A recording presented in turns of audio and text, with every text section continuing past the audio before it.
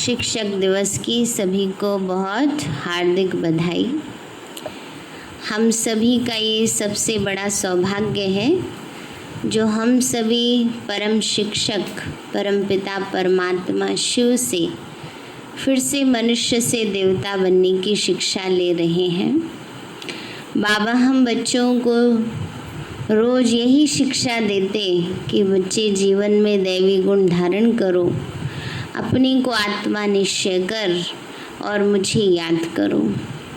ये शिक्षाएं हमारे जीवन का परिवर्तन करती हैं और इसी यादगार रूप में शिक्षक दिवस हम सभी को याद दिलाता है कि जो सबसे बड़ा शिक्षक है, टीचर है, वो हमारे जीवन को ऐसी ऊंची शिक्षा देते जिससे हमारा जीवन परिवर्तन हो जाता है। तो हम सभी की तरफ से बाबा को आज विशेष सुप्रीम टीचर को बहुत बहुत शिक्षक दिवस की बधाई। आज प्यारे बाबा के 5 तारीख के महावाक्य हैं। बाबा बोले, मीठे बच्चे, इस बेहद के नाटक में तुम आत्माओं को अपना अपना पार्ट मिला हुआ है। अभी तुम्हें यह शरीर रूपी कपड़े उतार घर जाना है ना। बाबा ने कहा, बच्चे, इस बेहद के नाटक में अपना अपना पार्ट मिला है।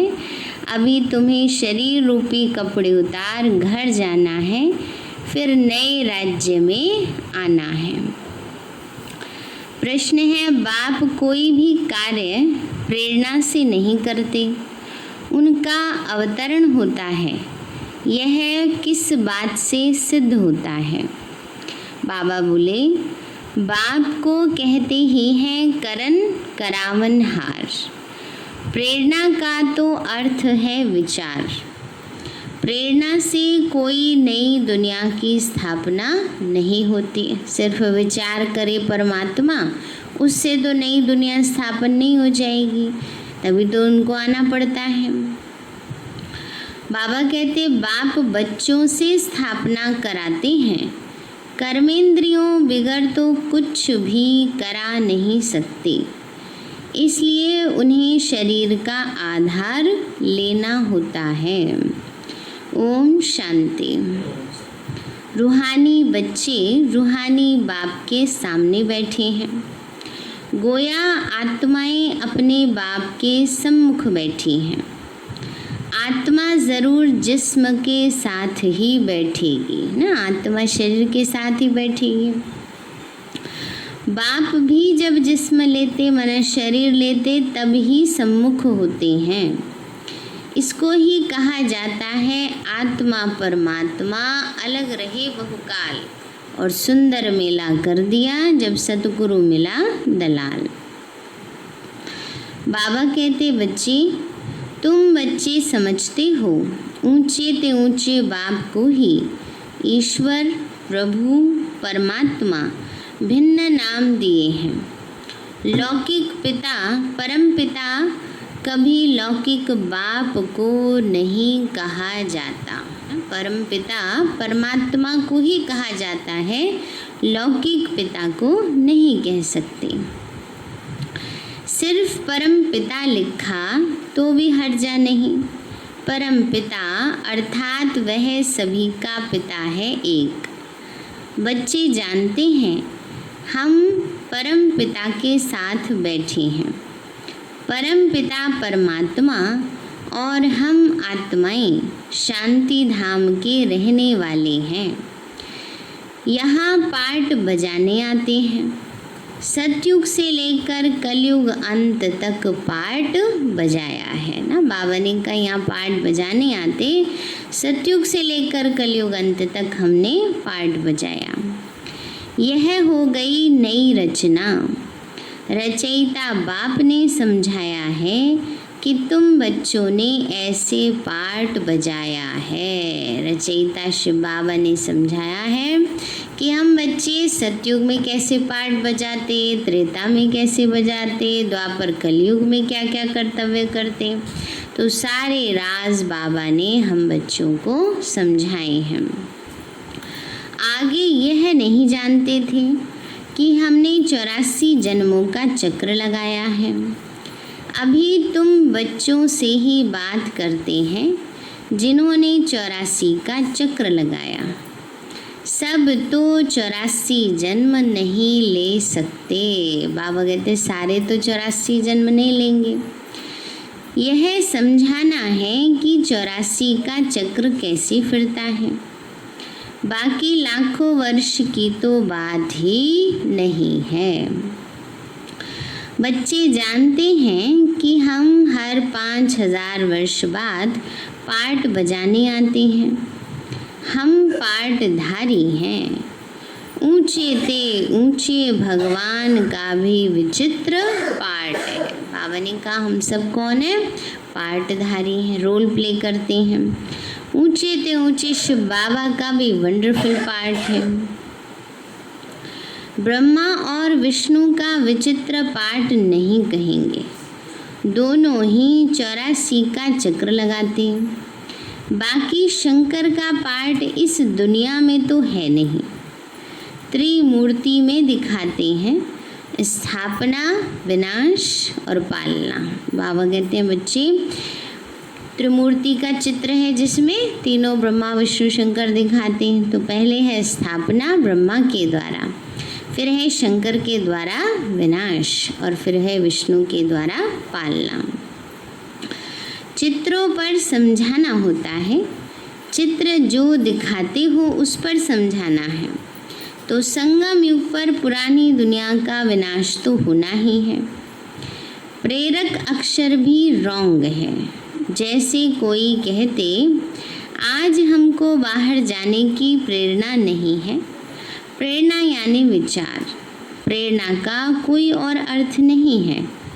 परमात्मा कोई प्रेरणा से काम नहीं करते है ना, कि ऊपर बैठकर विचार चलाएं, बच्चे सारे पावन बन जाएं, तो थोड़ी पावन बन जाएंगे ना। बाबा को आकर हम बच्चों के ऊपर मेहनत करनी पड़ती है, कितनी शिक्षाएं देनी पड़ती हैं, कितनी हमें शक्ति देते हैं, तब परिवर्तन होता है। बाबा कहते बच्चे प्रेरणा का कोई अर्थ है नहीं। परमात्मा कोई प्रेरणा से काम नहीं करता, ना ही प्रेरणा से ज्ञान मिल सकता है। बाप आते हैं इन कर्मेंद्रियों द्वारा पाठ बजाने। करन करावन हार है ना, कराएंगे तो बच्चों से। शरीर बिगड़ तो कर ना सकें। इन बातों को कोई भी जानते नहीं। बाबा ने कहा शिव बाबा भी बिना शरीर के तो कर नहीं सकते। तो बाबा ने कहा बच्चे इन बातों को तो कोई जानते नहीं कि शिव बाबा कैसे आकर हम बच्चों को ज्ञान दे रहे हैं। ऋषि मुनि आदि कहते थे हम ईश्वर को नहीं जानते, ना आत्मा को ना परमात्मा बाप को। कोई में ज्ञान नहीं है। बाप है मुख्य क्रिएटर, डायरेक्टर, डायरेक्शन भी देते हैं, श्रीमत भी देते हैं। मनुष्यों की बुद्धि में तो सर्वव्यापी का ज्ञान है।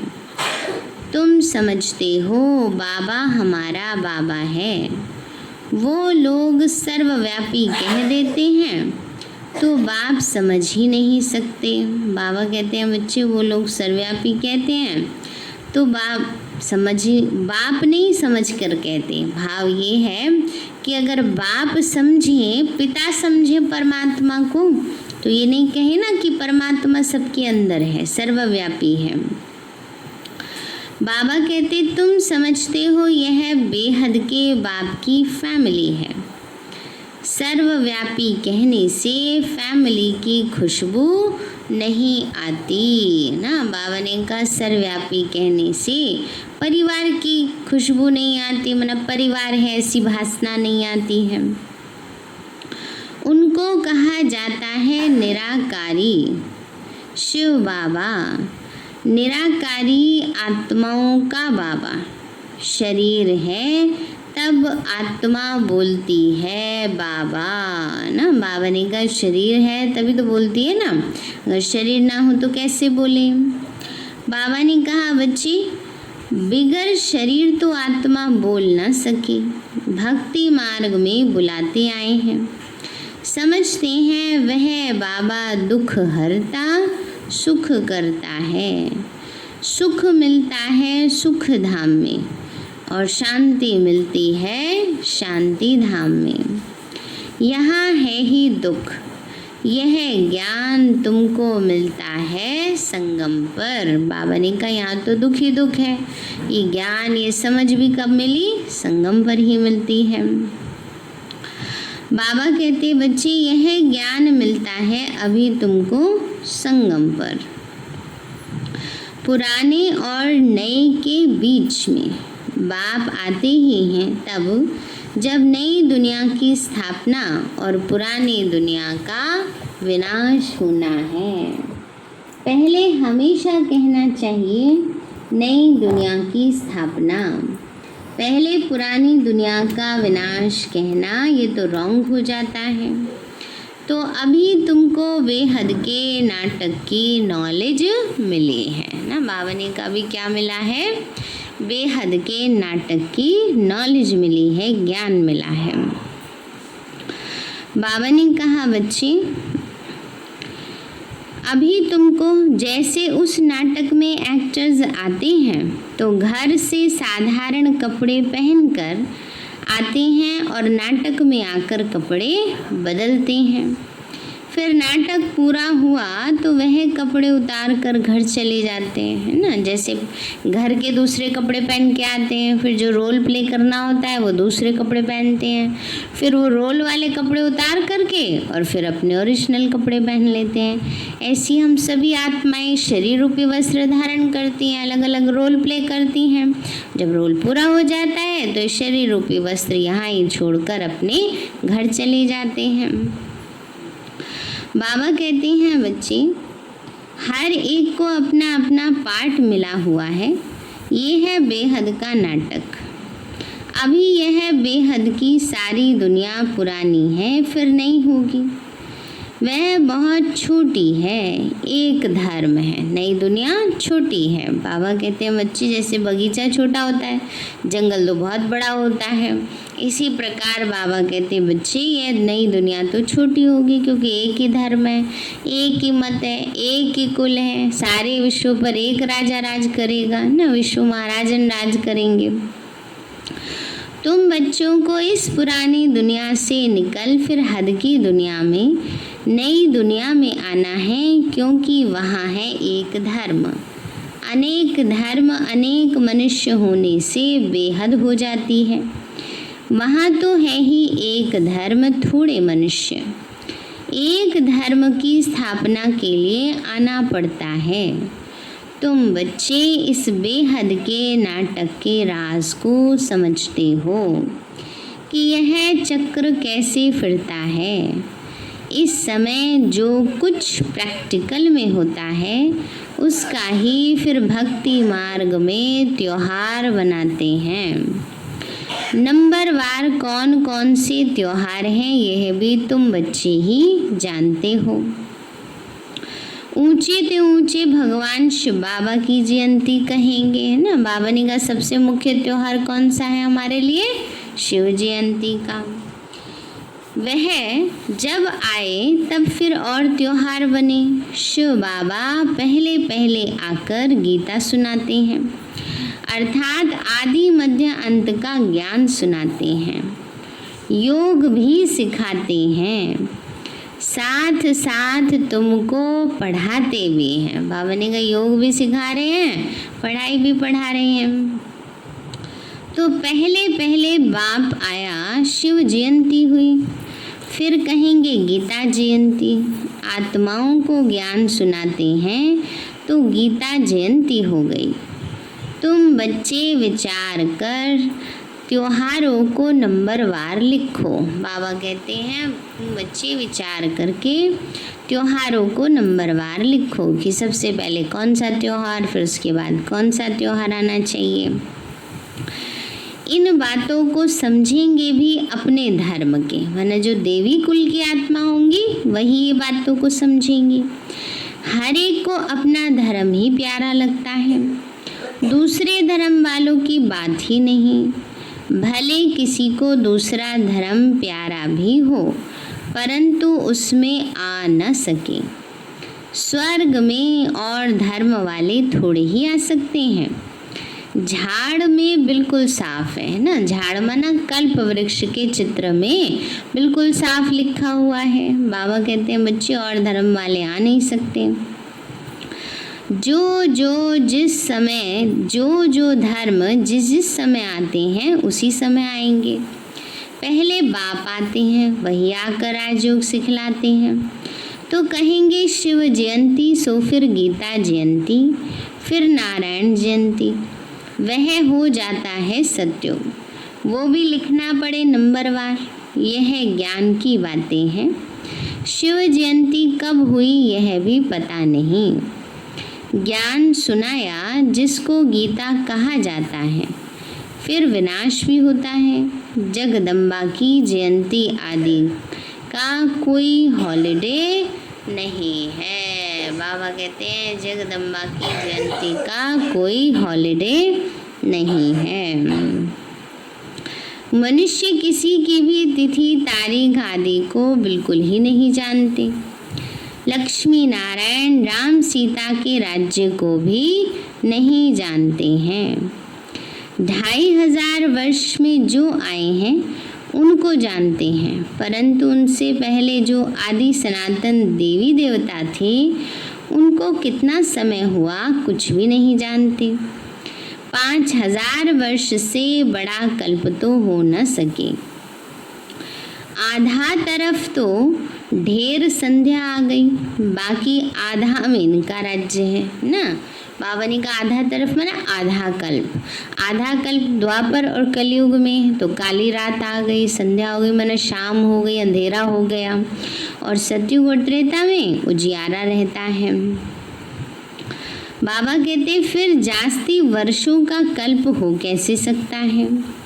84 लाख जन्म तो हो ही नहीं सकते। 84 जन्मों में इतना थक जाते हैं, 84 लाख हो तो क्या हाल हो जाए।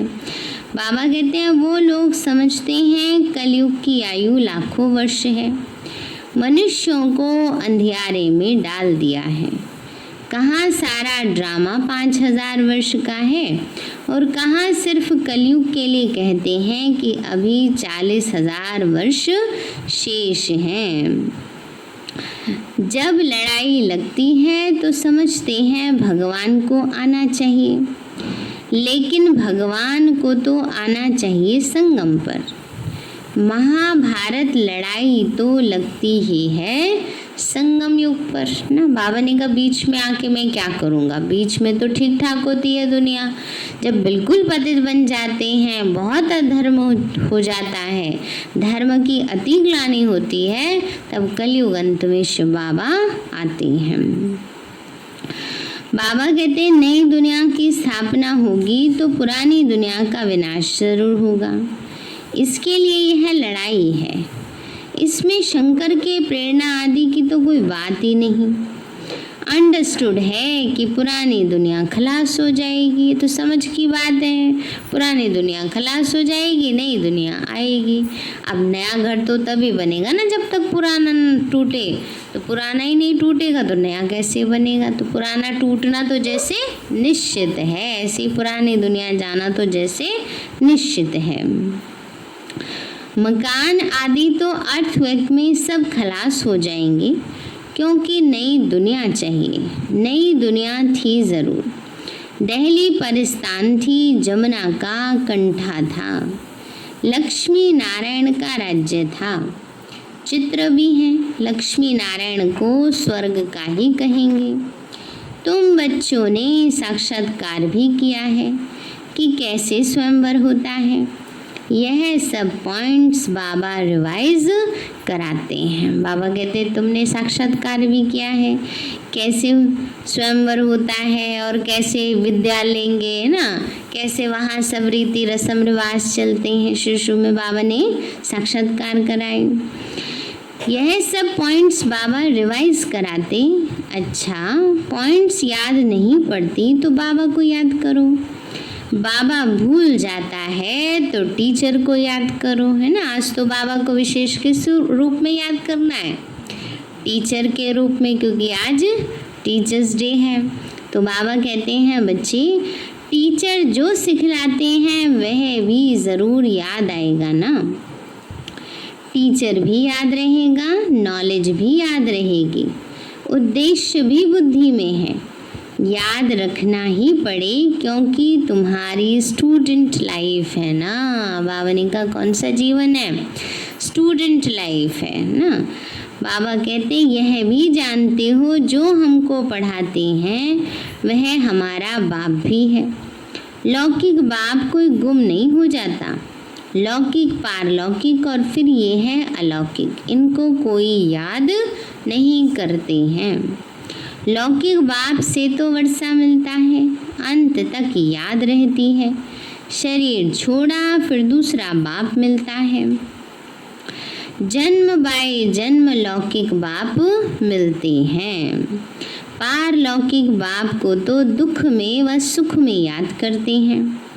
बच्चा मिला तो कहेंगे ईश्वर ने बच्चा दिया, बाकी प्रजापिता ब्रह्मा को क्यों याद करेंगे? इनसे मिलता तो कुछ भी नहीं है ना। वर्षा तो किससे मिलना है? शिव बाबा से। बाबा ने कहा ब्रह्मा बाबा से तो वर्षा मिलना नहीं है। इनको अलौकिक कहा जाता है। तुम बच्चे जानते हो हम ब्रह्मा द्वारा शिव बाबा से वर्षा ले रहे हैं। जैसे हम पढ़ते हैं यह रथ भी निमित्त बना हुआ है ना। बाबा ने कहा हम बच्चे पढ़ाई पढ़ते हैं तो ब्रह्मा बाबा का तन भी निमित्त है। शिव बाबा इनमें आकर हमें पढ़ाते हैं। बहुत जन्मों के अंत में इनका शरीर ही रथ बना। रथ का नाम तो रखना पड़ता है। ये है बेहद का सन्यास ना। बाबा ने कहा ये क्या है? बेहद का सन्यास है। रथ कायम ही रहता है, बाकी का ठिकाना नहीं। चलते चलते फिर भागंती हो जाते हैं। भाग्य यह रथ तो मुकर्रर है ड्रामानुसार। इनको कहा जाता है भाग्यशाली रथ। बाबा ने कहा ये रथ तो मुकर्रर है, ये तो फिक्स है, बाकी का क्या है? कभी कुछ बात होती है तो कई बच्चे जो अच्छे चलते चलते बाबा को छोड़ के भी चले आते हैं, पर ये तो कहीं छोड़ के जा ना सके बाबा को ना, क्योंकि तो फिक्स तन है। बाबा ने कहा बच्चे इसको कहा जाता है भाग्यशाली रथ। तुम सबको भाग्यशाली रथ नहीं कहेंगे। भाग्यशाली रथ एक माना जाता है जिसमें बाप आकर ज्ञान देते हैं, स्थापना का कार्य कराते हैं। तुम भाग्यशाली रथ नहीं ठहरे। तुम्हारी आत्मा इस रथ में बैठ जाती है। आत्मा पवित्र बन जाती है, इसलिए बलिहारी स्तन की है जो इसमें बैठ पढ़ाते हैं। यह अंतिम जन्म बहुत वैल्यूएबल है, बड़ा कीमती है ये अंतिम जन्म।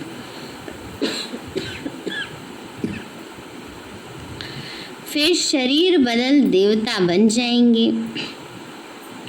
इस पुराने शरीर द्वारा ही तुम शिक्षा पाते हो, शिव बाबा के बनते हो। तुम जानते हो हमारी जीवन वर्थ नॉट ए पैनी थी, अब तो पाउंड बन रही है, मना हीरे। पहले वर्थ नॉट ए पैनी थी, कौड़ी जैसी थी, अब हीरे जैसी बन रही है। जितना पढ़ेंगे उतना ऊंचा पद पाएंगे। बाप ने समझाया है याद की यात्रा है मुख्य। इसको ही भारत का प्राचीन योग कहते हैं, जिससे तुम पतित से पावन बनते हो।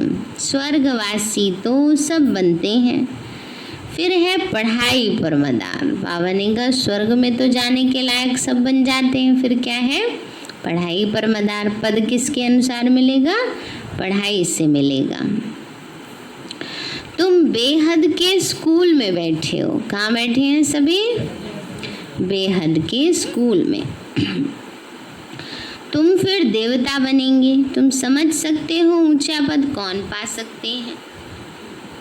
उनकी क्वालिफिकेशन क्या होनी चाहिए ना। बाबा ने कहा ऊंचा पद पाने वालों की क्वालिफिकेशन, विशेषताएं क्या होनी चाहिए। पहले हमारे में भी क्वालिफिकेशन नहीं थी, आसुरी मत पर थे। अब ईश्वरीय मत मिलती है, आसुरी मत से हम उतरती कला में जाते हैं, ईश्वरीय मत से चढ़ती कला में जाते हैं। ईश्वरीय मत देने वाला एक है, आसुरी मत देने वाले अनेक हैं। माँ बाप बहन भाई टीचर गुरु कितनों की मत मिलती है। अभी तुमको एक की मत मिलती है जो 21 जन्म काम आती है। अभी किसकी मत मिल रही है? एक शिव बाबा की, जो 21 जन्म तक हमको काम में आएगी। तो ऐसे श्री मत पर चलना चाहिए। जितना चलेंगे उतना श्रेष्ठ पद पाएंगे। कम चलेंगे तो पद भी कैसा मिलेगा? कम मिलेगा। श्रीमत है ही भगवान की, ऊंचे ते ऊंचे भगवान ही हैं। जिसने कृष्ण को ऊंचे ते ऊंचा बनाया, फिर नीचे ते नीचे रावण ने बनाया। तो बाप गोरा बनाते, फिर रावण सांवरा बनाते। बाप वर्षा देते हैं, वो तो है ही वॉइसलेस, माना निर्विकारी। शिव बाबा निर्विकारी है तो हम बच्चों को भी निर्विकारी बनाते। देवताओं की महिमा गाते हैं, सर्वगुण संपन्न 16 कला संपूर्ण, संपूर्ण निर्विकारी। तो सन्यासियों को संपूर्ण निर्विकारी नहीं कहेंगे। सतयुग में आत्मा और शरीर दोनों पवित्र होते हैं। देवताओं को सब जानते हैं, वो संपूर्ण निर्विकारी होने के कारण संपूर्ण विश्व के मालिक बनते हैं। अभी नहीं है, फिर बनते हो। बाप भी संगम युग पर ही आते हैं। ब्रह्मा के द्वारा ब्राह्मण, ब्रह्मा के बच्चे तो तुम सब ठहरे। वो है ग्रेट ग्रेट ग्रैंडफादर। ब्रह्मा क्या है? Great great grandfather. बोलो प्रजापिता ब्रह्मा का नाम नहीं सुना है? परम पिता परमात्मा ब्रह्मा द्वारा ही सृष्टि रचेंगे ना। तो ब्राह्मण कुल है, ब्रह्मा मुख वंशावली भाई बहन हो गए। यहाँ राजा रानी की बात नहीं, इस समय राजा रानी की बात नहीं। ये क्या है? हमारा परिवार है ना। यहाँ थोड़ी को राज करना है, यहाँ सिर्फ अपनी कर्मेंद्रियों पर राज करना है, अपनी कर्मेंद्रियों को कंट्रोल करना है, विकारों पर विजय पानी है। बस बाकी तो परिवार है। सतयुग में जाकर पद पाएंगे, कोई राजा रानी का, कोई दासदासी का, कोई नौ प्रजा का। तो यह ब्राह्मण कुल तो संगम का थोड़ा समय चलता है। राजाई ना पांडवों की है, ना ही कौरवों की है। अच्छा, मीठे मीठे सिक्के लदे बच्चों प्रति माता पिता याद प्यार और गुड मॉर्निंग। रूहानी बाप की, रूहानी बच्चों को, रूहानी हम बच्चों की, रूहानी माता पिता बाप दादा को नमस्ते नमस्ते नमस्ते बाबा नमस्ते। धारणा के लिए मुख्य सार है। पहला पॉइंट, 21 जन्म श्रेष्ठ पद का अधिकारी बनने के लिए सब आसुरी मतों को छोड़ एक ईश्वरीय मत पर चलना है। 21 जन्म श्रेष्ठ पद का अधिकारी बनने के लिए सब आसुरी मतों को छोड़ एक ईश्वरीय मत पर चलना है। संपूर्ण वाइसलेस बनना है। क्या बनना है? संपूर्ण वाइसलेस, माना निर्विकारी बनना है। दूसरी पॉइंट है, इस पुराने शरीर में बैठ बाप की शिक्षाओं को धारण कर देवता बनना है। ये है बहुत वैल्यूबल जीवन, इसमें वर्थ पाउंड बनना है। बाबा ने कहा ये जीवन बड़ा अनमोल है, इसमें कैसा बनना है? वर्थ पाउंड, हीरे जैसा बनना है। वरदान दिया बाबा ने, सर्व संबंधों के सहयोग की अनुभूति द्वारा निरंतर योगी सहज योगी भव। सर्व संबंधों के सहयोग की अनुभूति द्वारा निरंतर योगी सहज योगी भव।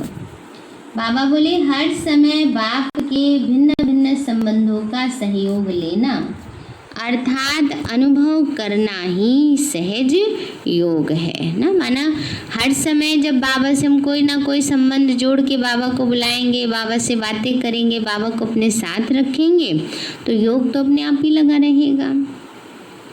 बाप कैसे भी समय पर संबंध निभाने के लिए बंधे हुए हैं। सारे कल्प में अभी ही सर्व अनुभवों की खान प्राप्त होती है ना। बाबा ने कहा इसी समय बाबा से हम सर्व अनुभवों की खान अनुभव कर सकते हैं। इसीलिए सदा सर्व संबंधों का सहयोग लो और निरंतर योगी सहज योगी बनो, क्योंकि जो सर्व संबंधों की अनुभूति व प्राप्ति में मग्न रहता है वह पुरानी दुनिया के वातावरण से सहज ही उपराम हो जाते हैं। जो बाबा की याद में प्राप्तियों के अनुभव में मग्न रहते हैं वो पुरानी दुनिया से सहज ही उपराम हो जाते हैं। बाबा कहते हैं बच्चे इसलिए सदा बाबा से सारे संबंधों का अनुभव करते रहना है तो सहज ही पुरानी दुनिया से उपराम हो जाएंगे। स्लोगन है सर्व शक्तियों से संपन्न रहना यही ब्राह्मण स्वरूप की विशेषता है। सर्व शक्तियों से संपन्न रहना यही ब्राह्मण स्वरूप की विशेषता है। सारे हैं मीठे बच्चे, इस बेहद के नाटक में तुम आत्माओं को अपना अपना पार्ट मिला हुआ है। अभी तुम्हें यह शरीर रूपी कपड़े उतार कर घर जाना है, फिर नए राज्य में आना है। प्रश्न है बाप कोई भी कार्य प्रेरणा से नहीं करते, उनका अवतरण होता है, यह किस बात से सिद्ध होता है? बाबा बोले बाप को कहते ही हैं करण करावन हार। प्रेरणा का अर्थ है विचार। प्रेरणा से कोई नई दुनिया की स्थापना नहीं होती। बाप बच्चों से स्थापना कराते हैं। कर्मेंद्रियों बिगड़ तो कुछ भी करा नहीं सकते, इसलिए उन्हें शरीर का आधार लेना होता है। अच्छा, ओम शांति। मीठे बाबा आपने हमें सब कुछ दिया, आपका पदम गुणावार शुक्रिया। प्यारे बाबा आप हमें ज्ञान गुण शक्तियों वरदानों और सद्बुद्धि से भरपूर करते हो, आपका बार बार शुक्रिया। मीठे बाबा आपने मुझ आत्मा को, इस सेवा स्थान को, विश्व की सर्वात्माओं को निर्विघ्न बनाया, आपका बार बार शुक्रिया।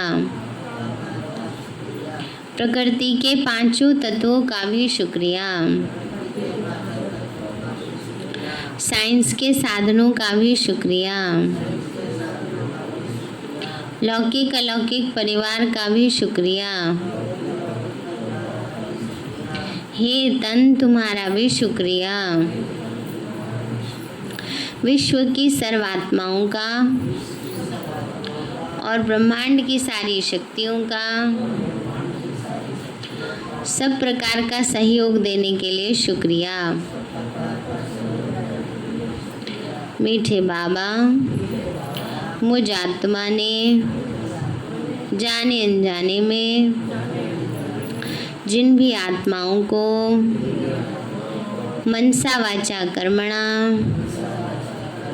दुख दिया है, मैं उन सभी से क्षमा चाहती हूँ। मुझे क्षमादान दिलाओ। और जिन आत्माओं ने मुझे दुख दिया है, विघ्न रूप बने हैं, मैं उन सभी को दिल से क्षमा करती हूँ। सबका कल्याण हो, सबको सुख शांति सद्बुद्धि मिले और बाबा के सेंटर की सेवाएं खूब बढ़ती जाएं। शिव बाबा से सारी शक्तियों मुझ आत्मा में समा रही हैं, पूरे शरीर में फैल रही हैं, पूरे घर में फैल रही हैं, पूरी कॉलोनी में फैल रही हैं, पूरे देश पूरी दुनिया में फैल रही हैं। सब प्रकार के वायरस नष्ट होते जा रहे हैं। मैं आत्मा परम धाम में चमकती हुई मणि हूँ।